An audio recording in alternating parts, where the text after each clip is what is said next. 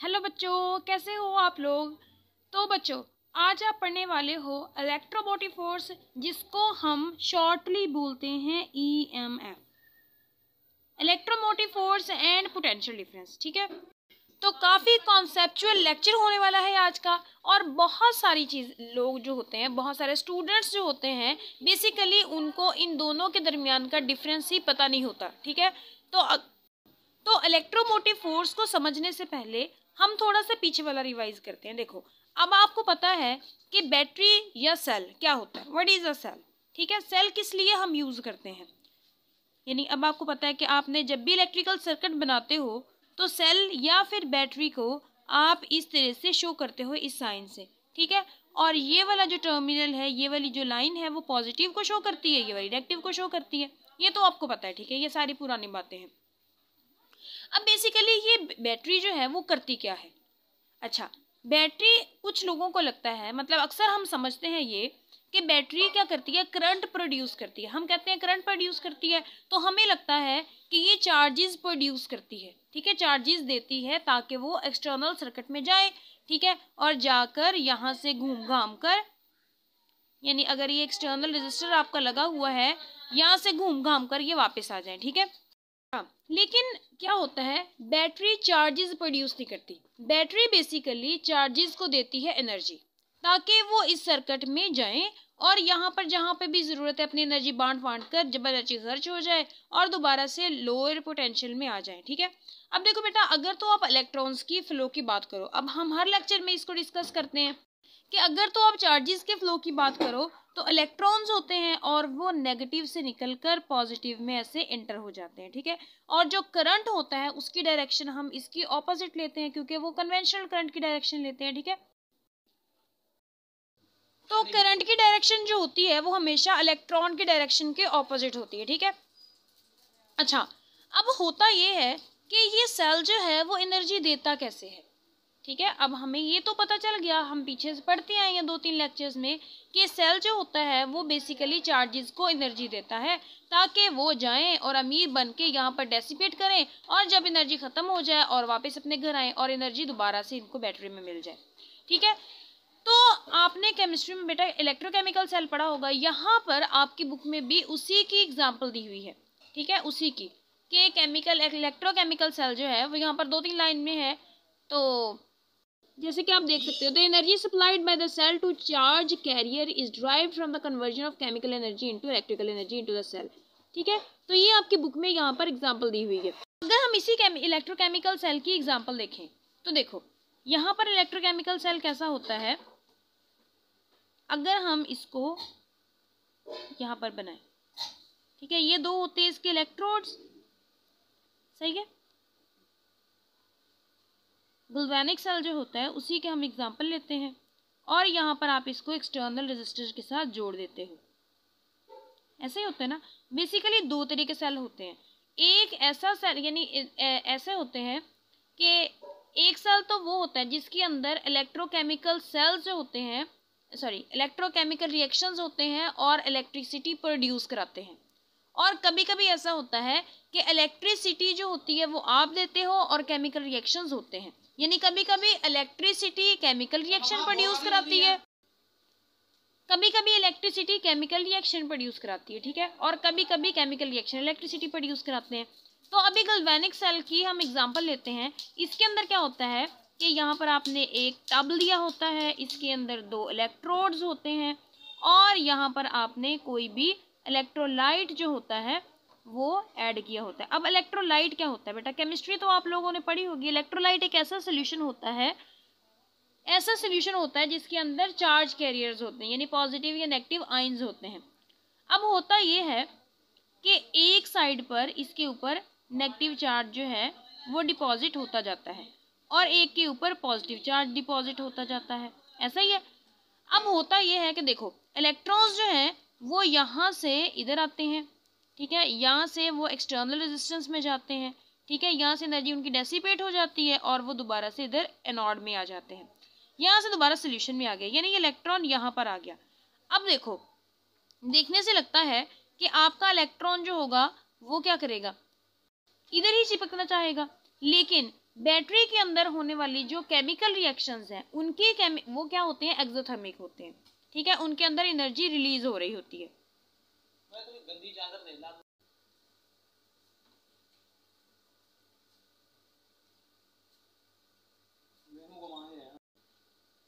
Released, और वही जो एनर्जी रिलीज होती है वो क्या करती है, वो इस इलेक्ट्रॉन को उठाकर इस वाली प्लेट तक लेके जाती है। और आपको पता है ना, याद करो जो पुराने कॉन्सेप्ट्स हैं जो आपने पीछे वाले चैप्टर में पढ़े थे, अगर आपको याद हो, देखो तो ये ये नेगेटिव प्लेट होती थी। अगर ये नेगेटिव प्लेट हो, ये पॉजिटिव प्लेट हो, और यहाँ पर आपने टेस्ट चार्ज रखा हुआ है, ठीक है। अब टेस्ट चार्ज को अगर आप, वैसे तो इलेक्ट्रिक फील्ड की डायरेक्शन में ये होती है पॉजिटिव से नेगेटिव, ठीक है, तो अगर आप इसको खुद से ऐसे छोड़ दोगे तो ये नेगेटिव की तरफ जाएगा। लेकिन अगर आप एक्सटर्नल वर्क करके इस इलेक्ट्रॉन को नहीं, इस टेस्ट चार्ज को इस पॉजिटिव प्लेट की तरफ लेके आओगे, यानी एक्सटर्नली आपने कोई एनर्जी प्रोवाइड की और वो एनर्जी, और आप इस चार्ज को यहाँ पर ले आए, तो इस चार्ज के अंदर पोटेंशियल एनर्जी क्या हो जाती थी, स्टोर हो जाती थी। ऐसा ही होता था ना। इसी तरह जब आप इस इलेक्ट्रॉन को उठाकर इस पॉइंट से इसके यहाँ पर लेके जाओगे, अब लेके कौन जाएगा, इसी टैंकी में जो इलेक्ट्रोलाइट है उसके अंदर होने वाले केमिकल रिएक्शन की एनर्जी जो प्रोड्यूस होगी, वही एनर्जी इस इलेक्ट्रॉन को उठाकर लेके जाएगी यहाँ पर, ठीक है। अब यहाँ से एनर्जी मिल गई और यही एनर्जी लेकर इलेक्ट्रॉन जो है वो यहाँ पर एक्सटर्नल सर्किट में मूव करेगा, फिर यहाँ पर आ जाएगा, यहाँ से दोबारा एनर्जी लेगा, यहाँ पर आएगा, दोबारा एक्सटर्नल सर्किट में जाएगा। तो इस तरह से सेल जो होता है वो क्या करता है, एनर्जी प्रोवाइड करता है। अब फ्री इलेक्ट्रॉन्स तो वैसे मौजूद होते हैं कंडक्टर के अंदर, पहले से ही बड़े होते हैं। जैसे अगर आप इस सेल की बात करो, देखो हम इसको थोड़ा सा बड़ा बना लेते हैं, ठीक है। यहाँ पर देखो, यहाँ से इलेक्ट्रॉन आया तो आगे उसने कहा कि भाई मेरे पास तो एनर्जी नहीं है, तो ये प्लेट जो थी वो पॉजिटिव थी। यहाँ से बैटरी के अंदर होने वाले यहाँ पे इलेक्ट्रॉन आ गया। इलेक्ट्रॉन पॉजिटिव प्लेट पर ही रहना चाहता है, लेकिन केमिकल रिएक्शन इसके अंदर जो हो रहे हैं वो इस इलेक्ट्रॉन के ऊपर वर्क करेंगे, वो इसको एनर्जी देंगे कि भाई तू इधर चल, और जब वो नेगेटिव पे आ जाएगा तो यहाँ से फिर वो एक्सटर्नल सर्किट में मूव करने लग जाएगा। अब बेटा ये याद रखना कि यहाँ पर हम बात कर रहे हैं सेल की डिस्चार्जिंग की, कि जब वो एनर्जी प्रोवाइड कर रहा है सर्किट के अंदर, अभी हम चार्जिंग की बात नहीं कर रहे, ठीक है।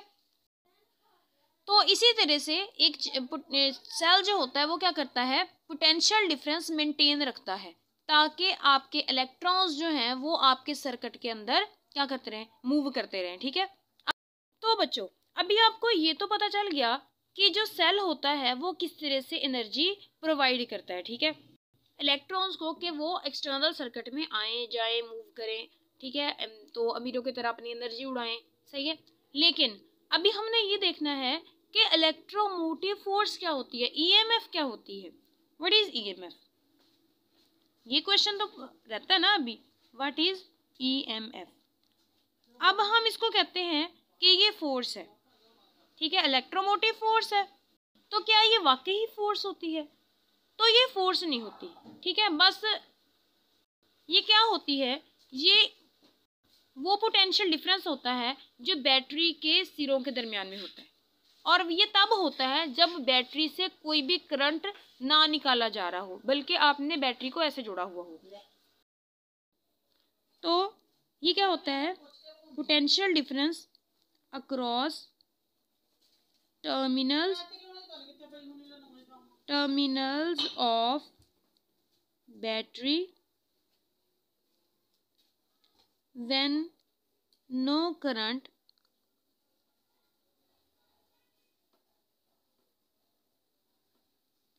is drawn from it।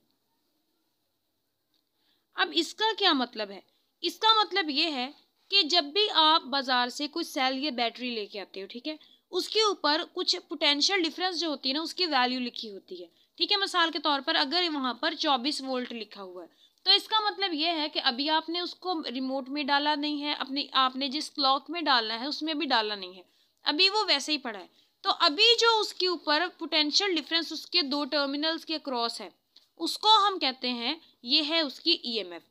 अब इस पोटेंशियल डिफरेंस में और जब हम इसको सर्किट में लगा देंगे, उस पोटेंशियल डिफरेंस में क्या फ़र्क है, हम दोनों को पोटेंशियल डिफरेंस कह ही सकते हैं ना।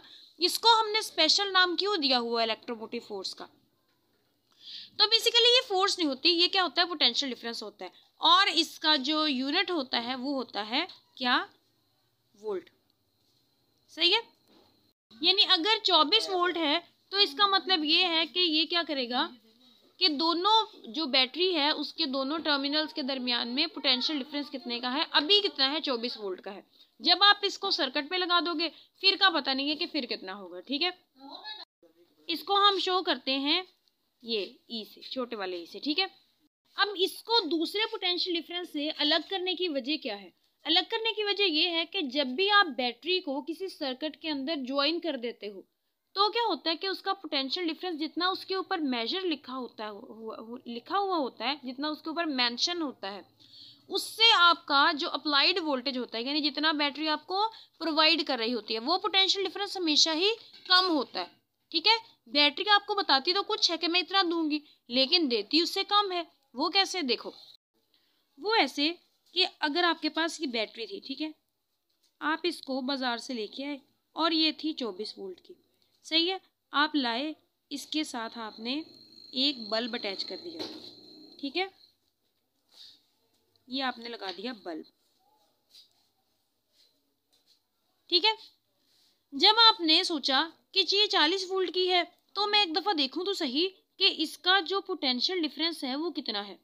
ठीक है, जब आपने यहाँ पर वोल्ट मीटर लगाया तो आपने देखा यहाँ पर कि वोल्ट मीटर जो है वो आपको 24 की बजाय 18 वोल्ट दे रहा है। सही है, आपको तो लगा था कि यहाँ पर 24 वोल्ट की बैटरी है तो यहाँ पर इस जो बल्ब को वोल्टेज मिल रहा है वो भी 18 होना चाहिए, क्योंकि ये सीरीज में है, पैरेलल का तो कोई मसला नहीं है, तो पोटेंशियल डिफरेंस तो सेम होना चाहिए। तो ये कम क्यों है, कम इस वजह से है कि सेल के अंदर भी कुछ रेजिस्टेंस होती है। ठीक है, उस रेजिस्टेंस को हम बाद में देखेंगे, तो यही डिफरेंस होता है। ये जो बैटरी के ऊपर मेंशन होता है इसको हम कहते हैं क्या भला, ईएमएफ। ये होता है आपका ईएमएफ। और जो आपको दे रही होती है बैटरी कम करके, इसको हम कहते हैं टर्मिनल पोटेंशियल डिफरेंस, या फिर इसको कहते हो आप टर्मिनल वोल्टेज, या फिर पोटेंशियल डिफरेंस भी कह देते हो, अपनी मर्जी है आपकी। सही है, तो यही फर्क होता है। अब ये फर्क होता क्यों है, तो देखो बेटा, अभी तो हमने पढ़ा ना कि सेल जो होता है अगर आपने उसको ऐसे लगाया हुआ है तो क्या होता है कि ये यहाँ से इलेक्ट्रॉन आया तो यहाँ से बैटरी ने कुछ वर्क किया इसके ऊपर और इस बेचारे को ज़बरदस्ती यहाँ पर भेजा।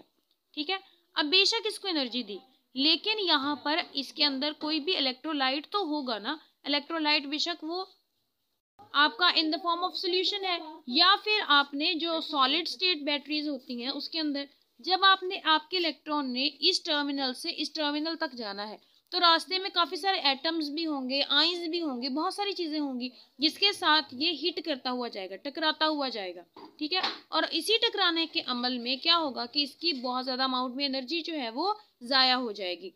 तो इसी वजह से ये वाला जो इसका वोल्टेज है, जितनी एनर्जी ये सेल को दे रहा है यहाँ से यहाँ तक जाने में, तो उसमें कुछ एनर्जी जो होगी वो इसी अंदर ही इलेक्ट्रोलाइट के साथ लड़ने भिड़ने में ज़ाया हो जाएगी, डेसिपेट हो जाएगी। और इसी वजह से जब वो बाहर सर्किट में आएगा तो जितनी एनर्जी उसको ओरिजिनली मिली थी उससे कम एनर्जी लेके आएगा। ये बिल्कुल ऐसे ही है कि अगर आपके अबू आपको 50 रुपये दें और कहें कि बाहर जाके कोई ना कोई चीज़ खा लेना, तो रास्ते में दरवाजे के पास ही आपका छोटा बहन भाई कहे कि 10 रुपये मुझे भी दो, तो इसका मतलब क्या है कि घर से निकलने से पहले ही आपकी जो एनर्जी थी, आपके जो पैसे थे वो कम हो गए। इसी तरह इलेक्ट्रॉन को भी एनर्जी तो मिलती है कितनी, इतनी 24 वोल्ट के हिसाब से। ठीक है, इतनी ही एनर्जी मिलती है, लेकिन क्या होता है कि ओरिजिनली जब उसको एनर्जी मिलती है तो वो यहाँ पर इलेक्ट्रोलाइट के साथ स्ट्राइक करने में, हिट करने में ही सारी की सारी नहीं, उसमें से कुछ डेसिपेट कर देता है और बाकी बचने वाली एनर्जी के साथ वो बाहर चला जाता है। और यही रेजिस्टेंस जो सेल के अंदर इसको ऑब्जर्व करनी पड़ती है, इसी को हम कहते हैं इंटरनल रेजिस्टेंस। तो इंटरनल रेजिस्टेंस को हम कैसे कहेंगे? इंटरनल रेजिस्टेंस क्या होती है? इंटरनल रेजिस्टेंस क्या होती है? बेसिकली इंटरनल रेजिस्टेंस होती है रेजिस्टेंस experienced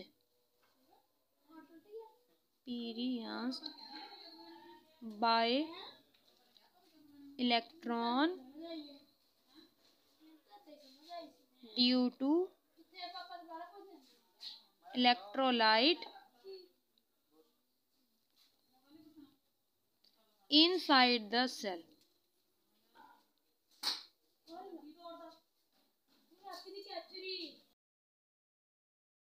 और इसको हम शो करते हैं, डिनोट करते हैं छोटे वाले आर से, ठीक है। अब अगर देखो यहाँ पर कोई ना कोई रेजिस्टेंस है, ठीक है, और इंटरनल रेजिस्टेंस जो होती है जिसको हम छोटे वाले आर से डिनोट करते हैं, वो हमेशा सीरीज में उसको शो करते हैं बैटरी के साथ। यानी अगर आपने इंटरनल रेजिस्टेंस को शो करना है तो आप क्या करते हो, उसको इलेक्ट्रॉन आपका यहाँ से निकलेगा ना, यहाँ से तो इसको हम यहाँ पर सीरीज में यहाँ पे शो कर देते हैं, ठीक है। तो यहाँ पर क्या है, इस रेजिस्टेंस के अंदर यहाँ पर कोई पोटेंशियल ड्रॉप भी होगा और उसी को हम यानी IR इससे शो करते हैं, ठीक है, जो यहाँ पर पोटेंशियल ड्रॉप होता है, ठीक है। अब देखो, अब इसका मतलब क्या कि बैटरी यानी क्लेम करती है जो देने, यानी जो आपके पास पोटेंशियल डिफरेंस की वैल्यू ऊपर मेंशन होती है, जैसे 24 वोल्ट मेंशन था, वो होती है उसकी EMF, यानी जब आपने उसको सर्किट में जोड़ा नहीं होता, ठीक है, वो होती है उसकी EMF।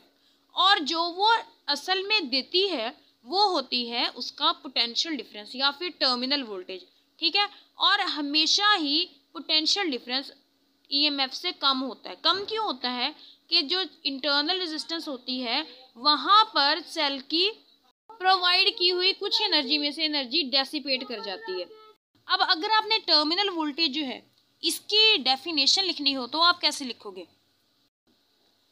तो what is terminal voltage?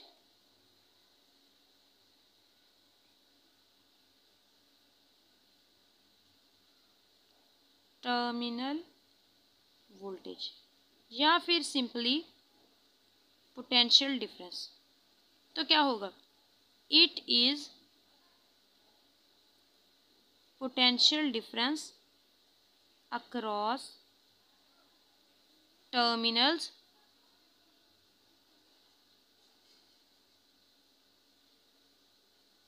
of cell when current is flowing, या ये भी कह सकते हो कि जब आपने इसको क्लोज्ड सर्किट में रखा हुआ है, ठीक है। तो यहाँ पे देखो, यहाँ पर क्या होगा कि अगर आप इसी सर्किट को यहाँ पर दोबारा बनाओ, ठीक है, इंटरनल रेजिस्टेंस को भी शो करके, तो देखो ये हो गई आपकी बैटरी, ठीक है, साथ में आपने शो कर दी इंटरनल रेजिस्टेंस, छोटा वाला आर, सही है। यहाँ पर आपने लगाया हुआ है बल्ब, राइट।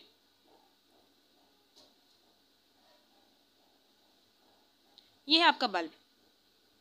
अब क्या है कि यहाँ पर पोटेंशियल डिफरेंस है कितना? 18 वोल्ट का। ये बैटरी की EMF, यानी यहाँ तक ये इतना इतना इतनी इतनी बैटरी है, ठीक है, क्योंकि रेजिस्टेंस इसी का हिस्सा है, तो इसके जो टर्मिनल्स होंगे वो ये होंगे, ठीक है। EMF कितनी है? 24 वोल्ट। अब बेसिकली 24 वोल्ट क्या होगा? देखो 18 वोल्ट तो उसने सप्लाई कर दिए, ठीक है, प्लस वो पोटेंशियल डिफरेंस जो रेजिस्टेंस में, यानी जो मिसिंग है, मिसिंग कितना है? 6 वोल्ट। इसका मतलब है कि जो मिसिंग पोटेंशियल डिफरेंस है वो कहीं इस रेजिस्टेंस के अक्रॉस है, ठीक है। अब ये टोटल आपके पास क्या थी? EMF। ये था आपके पास टर्मिनल वोल्टेज जिसको आप V से शो करते हो, और ये था आपके पास क्या? इस रेजिस्टर के अंदर पोटेंशियल ड्रॉप, ठीक है। और ये देखो आपको मैंने बताया था ये किसके बराबर होता है, आई आर।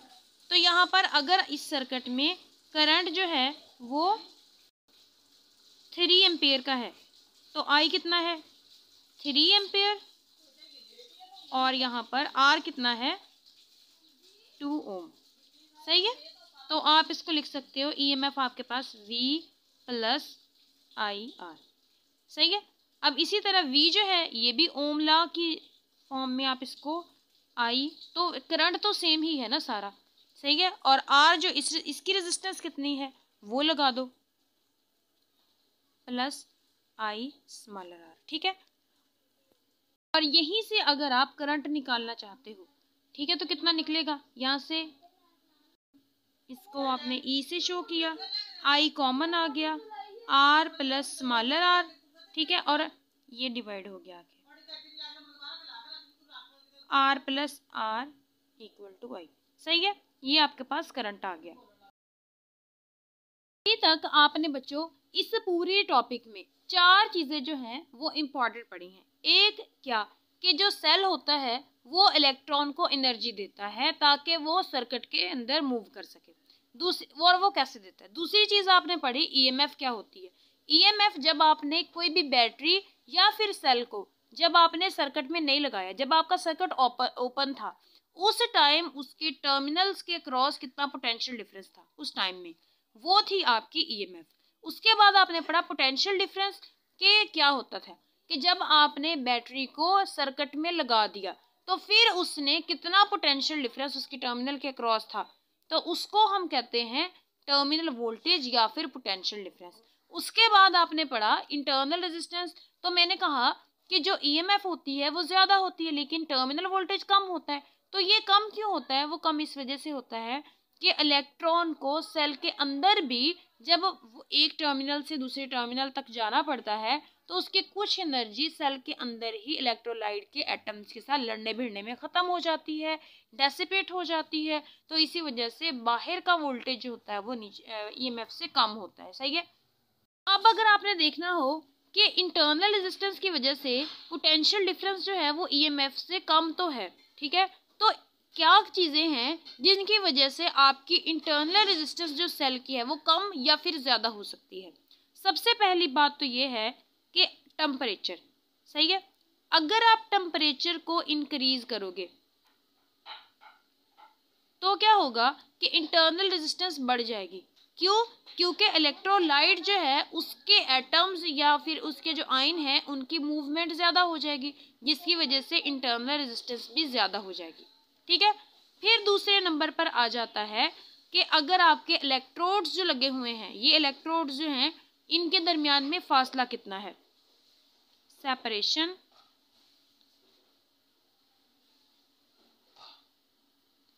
Between electrodes. ठीक है, अब जितनी ज्यादा डिस्टेंस होगा तो इलेक्ट्रॉन के और दूसरे यानी इस देखो यहाँ से उसने यहाँ तक जाना है तो जितनी ज्यादा सेपरेशन होगी उसको रास्ते में उतने ही आयंस का या एटम्स का सामना करना पड़ेगा। ठीक है, तो इलेक्ट्रॉन को क्या करना पड़ेगा, ज्यादा फासला तय करना पड़ेगा। ज्यादा फासला जब तय करना पड़ेगा तो उसकी ज्यादा कोलिजन होगी, जब ज्यादा कोलिजन होगी तो उसकी रेजिस्टेंस भी बढ़ जाएगी। तो जितना ज्यादा आपके इलेक्ट्रोड्स के दरमियान में सेपरेशन होगी आपका इलेक्ट्रॉन एक जगह से दूसरी जगह जाने में उतनी ही एनर्जी लूज करेगा, तो इंटरनल रेजिस्टेंस उतनी ज्यादा होगी। ठीक है, अब दूसरे नंबर पर आ जाता है, तीसरे नंबर पर आ जाता है कंसंट्रेशन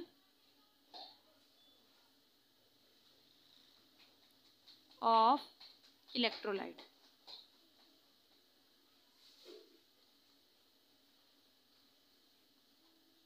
ठीक है, कंसंट्रेशन ऑफ इलेक्ट्रोलाइट यानी जितनी ज्यादा आपका इलेक्ट्रोलाइट गाढ़ा होगा, ठीक है, उतनी ही ज्यादा आयंस होंगे, उतने ही ज्यादा एटम्स होंगे और आपके इलेक्ट्रॉन को ज्यादा कोलिजन्स का सामना करना पड़ेगा, तो इंटरनल रेजिस्टेंस भी ज्यादा हो जाएगी। अच्छा, और चौथे नंबर पर आ जाता है एरिया ऑफ इलेक्ट्रोड्स। क्या बोला, एरिया ऑफ इलेक्ट्रोड्स।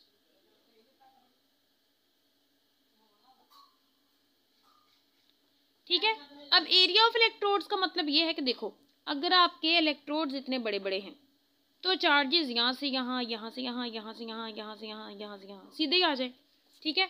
तो इनको कम कोलिजन्स का सामना करना पड़ेगा। लेकिन अगर आपका इलेक्ट्रोड छोटा होगा, ठीक है, तो क्या होगा कि चाहे यहाँ से यहाँ आए, यहाँ से यहाँ आए, यहाँ से यहाँ, घूम घूम के उसको एक ही जगह पर आना पड़ेगा। तो इसका मतलब ये है कि जितना ज़्यादा आपका एरिया होगा, आपका रेजिस्टेंस जो होगी उतनी कम होगी, ठीक है। यानी कहीं से भी इलेक्ट्रॉन जो है वो आपके इलेक्ट्रोड्स तक पहुँच सकता है, ठीक है। तो आपकी जो इंटरनल रेजिस्टेंस है वो कम हो जाएगी, सही है।